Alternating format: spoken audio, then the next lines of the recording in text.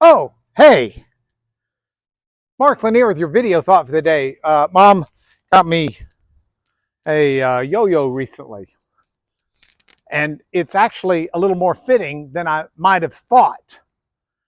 See, New Year's Eve, Becky and I got to attend a wedding, and at the wedding, I got to perform the wedding, and I'd been told it'd be helpful if I wore my tux. And I'd last worn my tux, I guess, at the June wedding we were at. And so I was thrilled. We were up in Utah to do the wedding, and I packed my tux and went up there ready to go. Um, Rehearsal went great the night before, and then we pull into New Year's Eve. We're supposed to be leaving for the wedding at 4, and I'm not one of these people who gets ready real early, so I'm gonna start getting dressed around 3:15, 3:20. I get out my tuxedo. I've had the hotel press it. It's looking good until I put it on. I can't fasten the pants. I mean, I think I must have put on 2 inches since I last wore this thing. I mean, talk about a yo-yo. I went up after going down and up and down and up. I can't fit the tux. And it's New Year's Eve, and I've got to leave at this point in 30 minutes to go do a wedding where I wear the tux.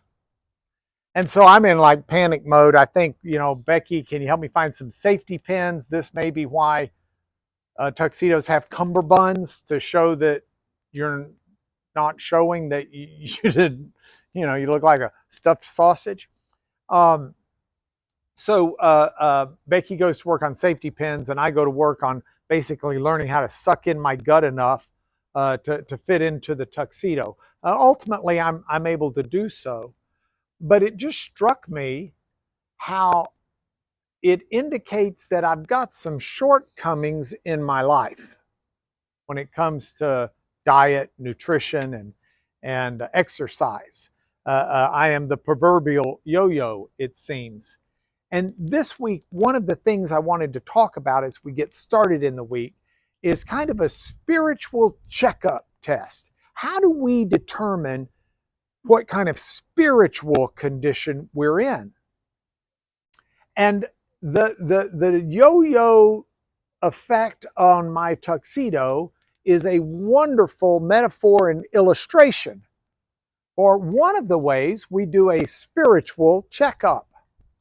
And that is, ask yourself, how are you doing in terms of consistency?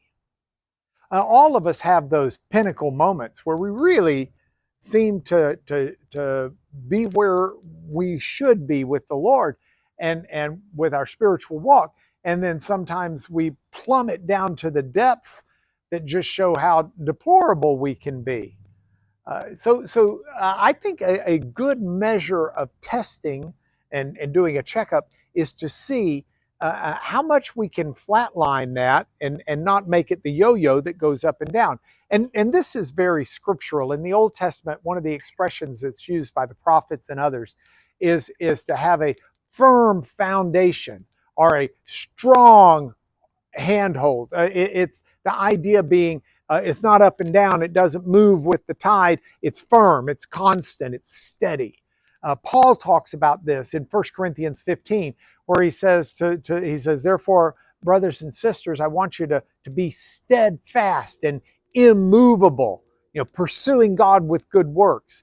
This is something that we should be seeking in our lives. So as you're looking at your spiritual condition and doing a spiritual fitness test, I want to ask you to consider this.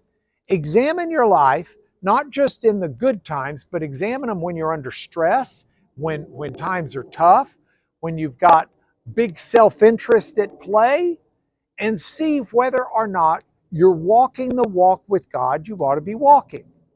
I suspect we'll all find room for improvement, and this may be one of the ways we can check that out.